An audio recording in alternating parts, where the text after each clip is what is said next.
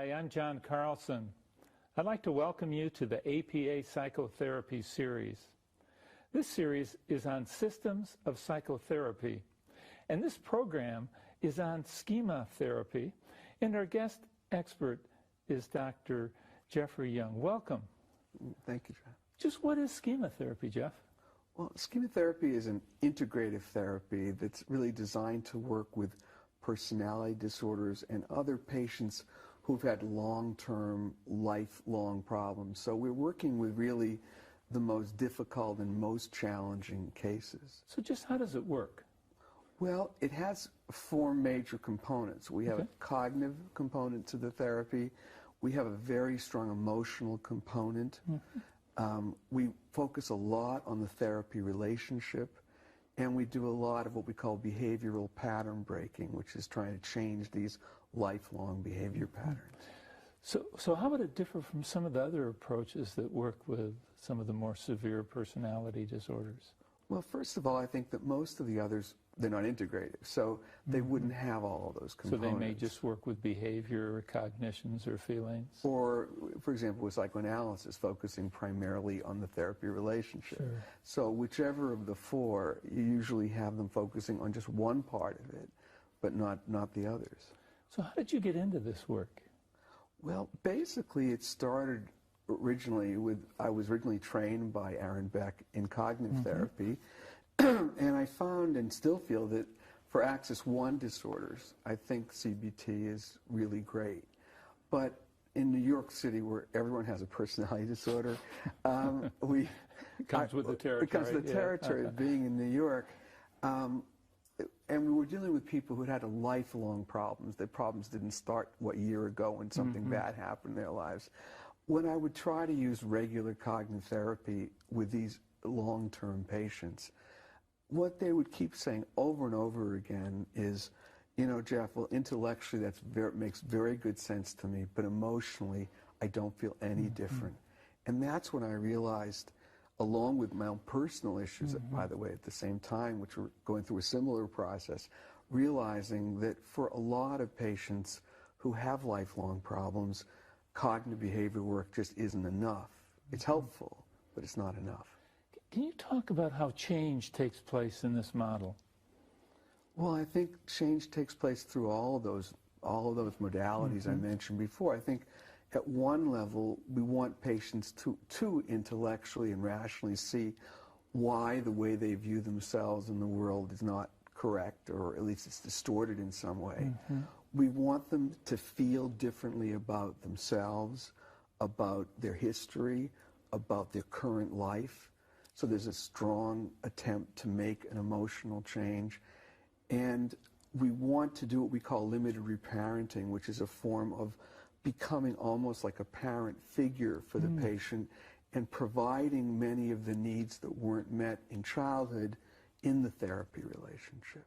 So this is a longer-term approach, a lot like the other approaches to personality disorders? Yes, I would say it's intermediate term in the sense that, unlike psychoanalysis, which could take 8 years or 7, it's not extremely long-term, but I really don't think you can change personality disorders in less than 9 months or a year. I just don't think it's possible.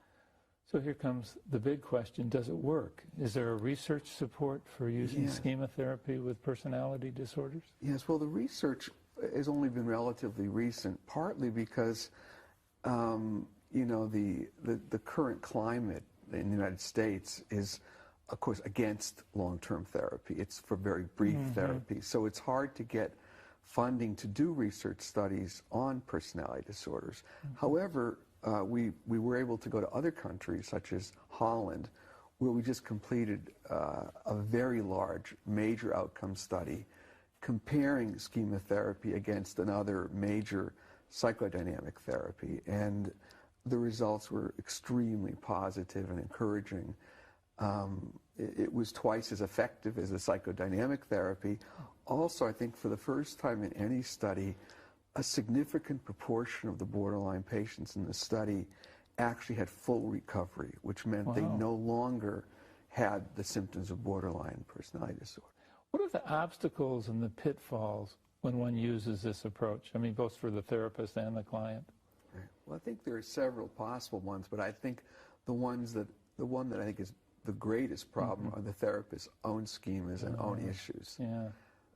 Because in the therapy, you have to rely a lot on your ability to see what is really the problem. And if you're biased by your own history and your own childhood, there's a risk of imposing your issues on the patient and misperceiving what's really happening with the patient.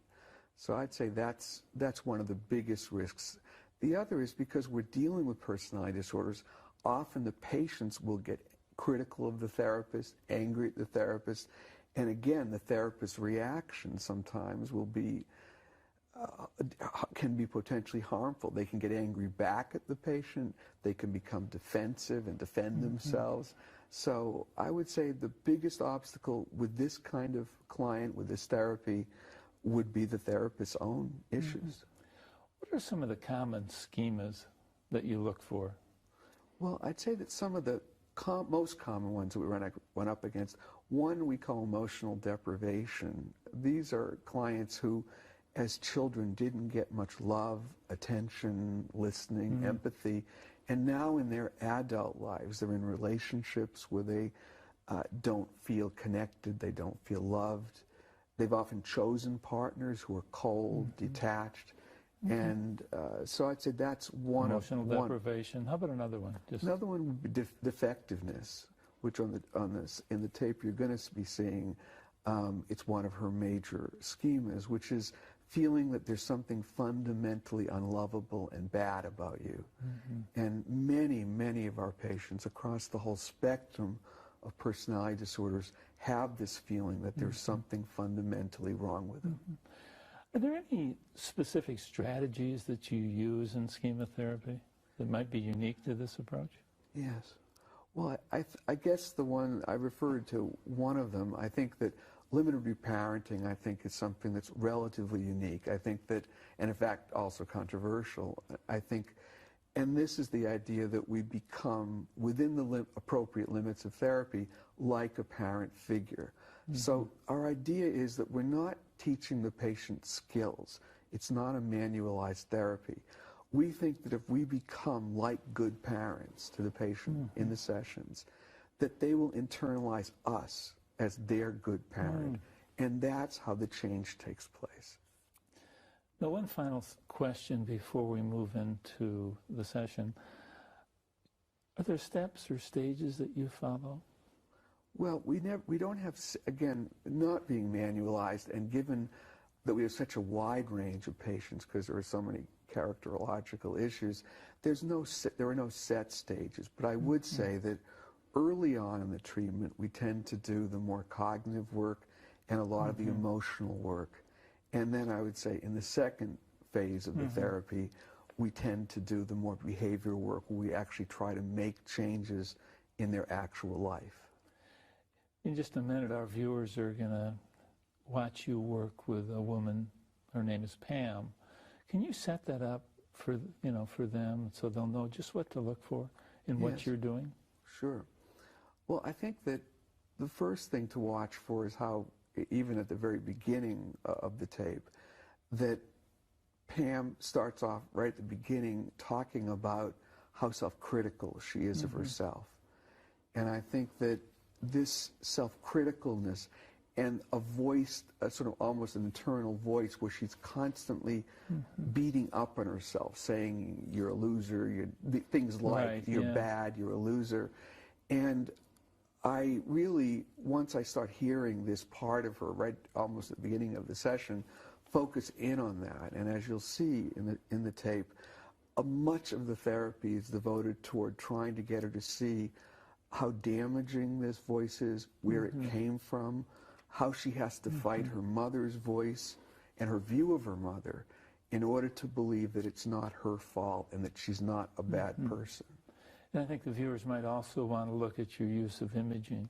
Yes, and I was going to say exactly. I think that the primary strategies that I use in this session are probably the imagery work and a dialogue with two-chair dialogue technique. So I think that watching those two strategies would be very helpful in understanding the therapy. Hey, let's watch. Great.